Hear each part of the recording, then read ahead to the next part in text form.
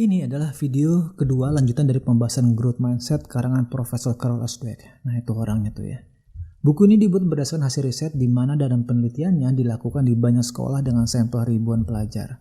Ketika diterapkan dalam pendidikan, hasilnya pelajar yang menjalankan growth mindset ini nilai akademisnya mereka meningkat.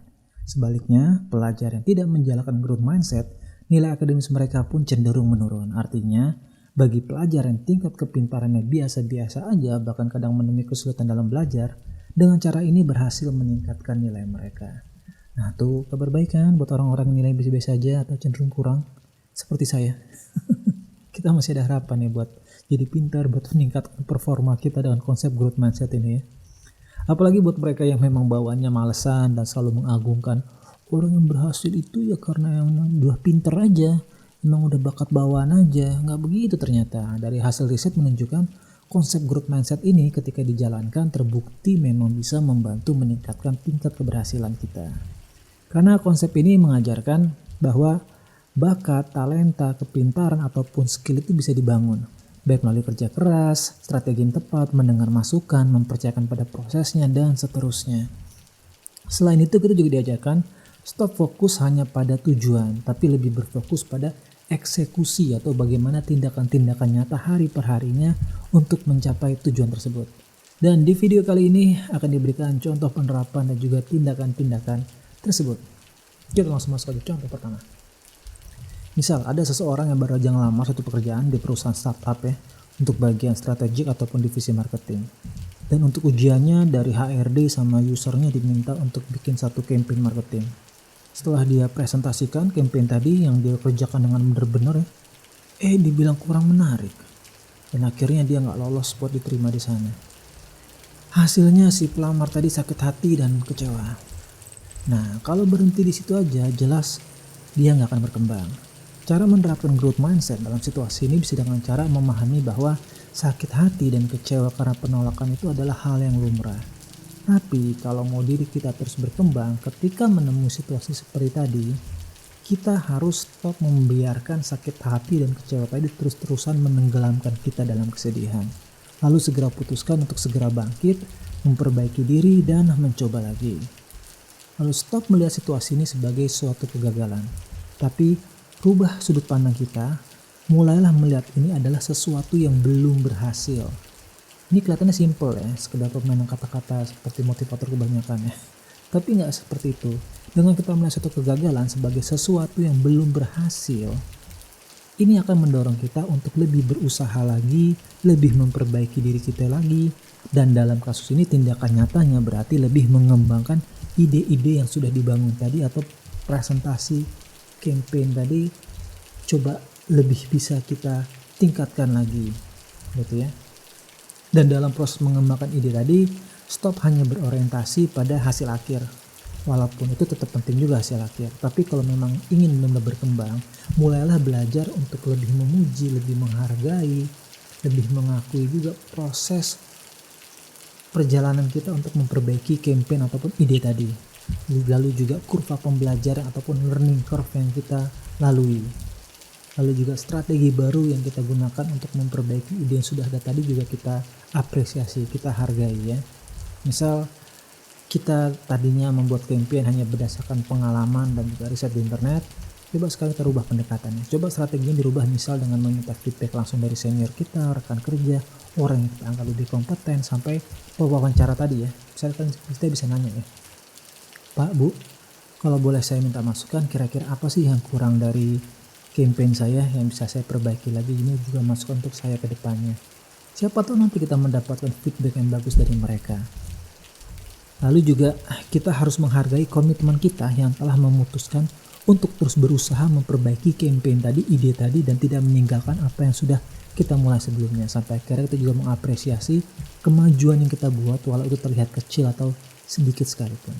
Dengan pendekatan growth mindset seperti ini, seseorang akan dapat terus berkembang, pembelajaran dan kelangsungan hal positif juga nantinya akan lebih panjang dan tentunya tingkat keberhasilan kita juga akan menjadi lebih tinggi. Kita lanjut ke contoh berikutnya buat semakin memperkuat pemahaman tentang konsep ini. Misalnya, suatu hari kita lagi cek sosmed dan gak sengaja kita nemuin akun teman SMP kita yang dulu termasuk anak yang culun sama seperti kita, tapi ternyata gila sekarang anak punya mobil mewah ya, rumahnya gede lagi ya. Terus akhirnya kita penasaran, kok bisa kayak begini sih orang ini, ngapain aja dia sekarang. Akhirnya kita ajak ngobrol dia, kita chat dia, dan dia cerita kalau sekarang tuh dia sebenarnya bisnis dan omset perusahaan itu bisa setahun sampai 20 M. Gila kan. Nah kalau kita menerapkan fixed mindset, yang ada kita melihat situasi tadi kita jadi iri hati, mulai kita berprasangka buruk, kita juga menjelek-jelekan dia di belakang. Kalau begini kan jelas hidup gak akan maju ya, yang ada kita jadi malah tambah mundur. Nah kalau mau berkembang atau menerapkan growth mindset, yang bisa kita lakukan adalah kita ikut senang dan bahagia dengan pencapaiannya, serta mendoakan keberkahan dan kebaikan bagi dia. Jadi alih-alih iri hati, kita seharusnya jadi termotivasi dan terpacu untuk berusaha lebih baik lagi, lebih disiplin, dan juga lebih konsisten dalam membangun karir ataupun apapun yang sedang kita usahakan saat ini. Kita juga harus tetap berusaha, berdoa, agar apa yang kita usahakan saat ini pada saatnya nanti mendapatkan hasil yang baik sesuai kerja keras kita. Dan juga kita tetap bisa bersyukur, ikhlas menjalani, serta semoga diberikan karunia, kekuatan, dan kemudahan ke depannya. Dan gak berhenti di situ aja, kalau perlu kita meminta waktu buat teman kita tadi ngopi-ngopi lah bareng kita. Jadi kita tunjukkan bahwa kita ingin belajar dari keberhasilan dia, gitu ya. Apa sih yang sudah ia lakukan? Bagaimana sih ia membangunnya? Siapa tahu kita dapat strategi, inspirasi, atau mungkin jaringan yang nantinya akan mempermudah jalan kita. Bahkan di agama yang saya anut ya, itu kita dilarang buat iri hati loh. Ini saya ketemu ini ya ayatnya ya. Itu tadi contoh kedua. Nah, kita masuk contoh ketiga. Ini juga terinspirasi dari kisah nyata sebenarnya. Ada seseorang yang terlahir good looking, cakep lah. Dan dari kecil itu hidupnya jadi begitu mudah ya, karena dia selalu mendapatkan pujian yang sifatnya karena fisiknya, karena privilege dia. Dibilang cantik, cakep, atau kalau cowok dibilang ganteng, lucu gitu ya. Tapi gak ada satupun yang memuji usaha dia untuk mendapatkan sesuatu. Ini ngebuat mental dia jadi lemah. Dia kemudian menjadi seorang pemalas, karena baginya saat itu hidup itu cukup mengandalkan fisik aja kok. Gue bisa ngedapetin apapun. Nah sampai akhirnya dia memutuskan untuk masuk ke dunia entertainment. Ya memang sih dia ikut casting, akhirnya dia mendapatkan beberapa peran ya, ataupun mendapatkan callingan karena fisiknya tadi, walaupun sebenarnya bakat aktingnya juga gak terlalu buruk sih. Tapi seiring waktu dia mulai melihat gimana teman-temannya yang bagi dia tidak se-good looking dia dan juga gak seberbakat dia itu perlahan mulai menyalip dia. Jobnya lebih banyak, callingan lebih banyak, pencapaian lebih banyak gitu loh.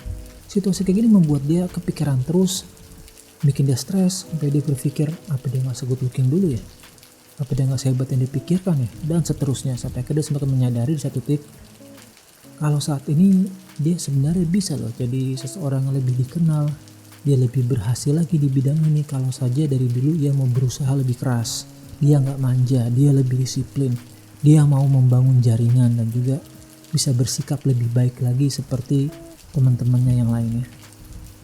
Nah akhirnya setelah dia menyadari saat ini dengan waktunya masih tersisa, dia pun mulai mendisiplinkan dirinya, yang mana ini sesuatu yang gak pernah ia lakukan sebelumnya. Dia juga semakin sadar fisik dan bakatnya sebenarnya tidak seberapa juga ya, gak akan jadi apa-apa juga kalau dia tetap bermalas-malasan dan memiliki mental yang lemah. Bahwa dia harus berhenti mengandalkan fisik atau bakat lahiriah aja. Kalau memang dia mau berkembang, dia wajib mendorong dirinya untuk berusaha lebih keras, belajar lebih banyak, mau berproses, dan terus mendisiplinkan dirinya setiap hari.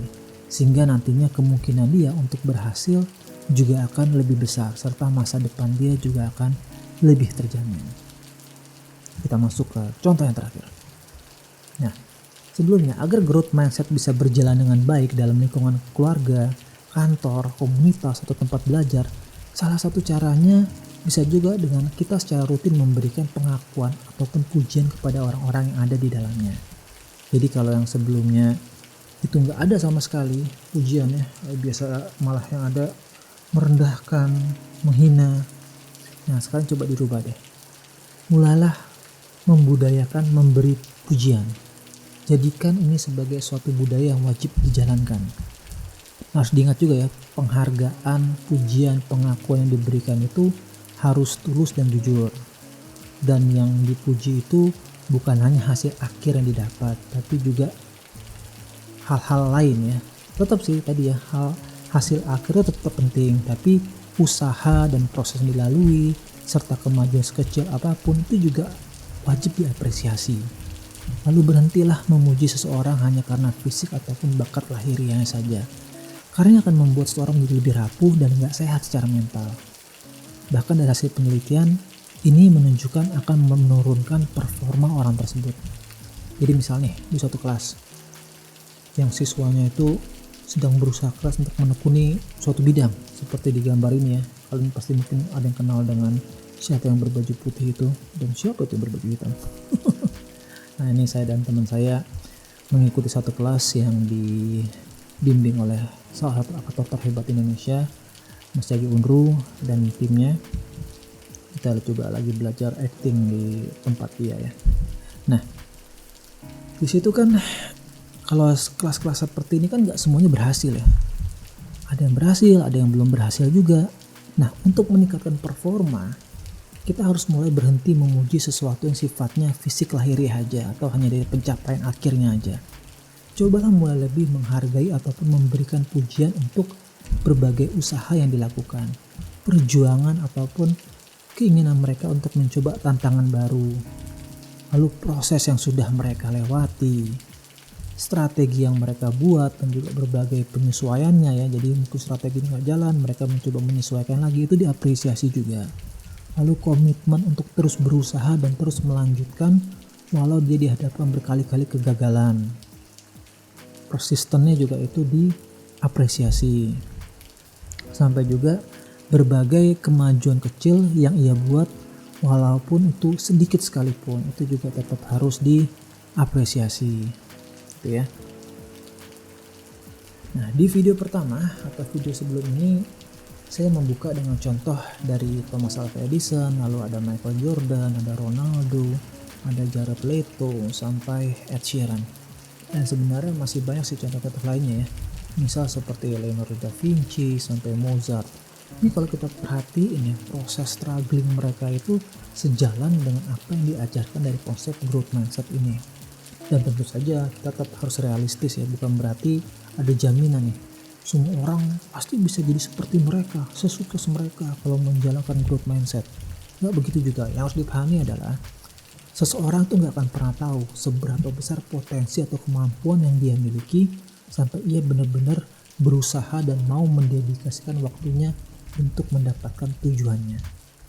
Untuk itu penting tuh buat kita membentuk suatu lingkungan di mana growth mindset ini bisa berkembang dan dijalankan. Dan seperti yang saya sebutkan di slide sebelum ini, belajarlah untuk memuji, memberikan reward bukan hanya karena hasil akhir aja, tapi juga yang harus dihargai adalah mulai dari prosesnya, kurva pembelajarannya, usaha yang dilakukan, strategi yang dia buat, komitmen dia untuk terus berusaha dan tidak meninggalkan apa yang sudah dimulai, sampai kemajuan yang dia buat, walau itu kecil atau sedikit sekalipun. Dengan begini seseorang akan dapat terus berkembang, pembelajaran dan kelangsungan hal yang positif juga akan jadi lebih panjang dibandingkan cara-cara standar atau cara-cara umum yang hanya berfokus pada hasil akhir aja. Terima kasih, kita akan lanjut ke video berikutnya, video terakhir tentang growth mindset ini. Sampai jumpa lagi.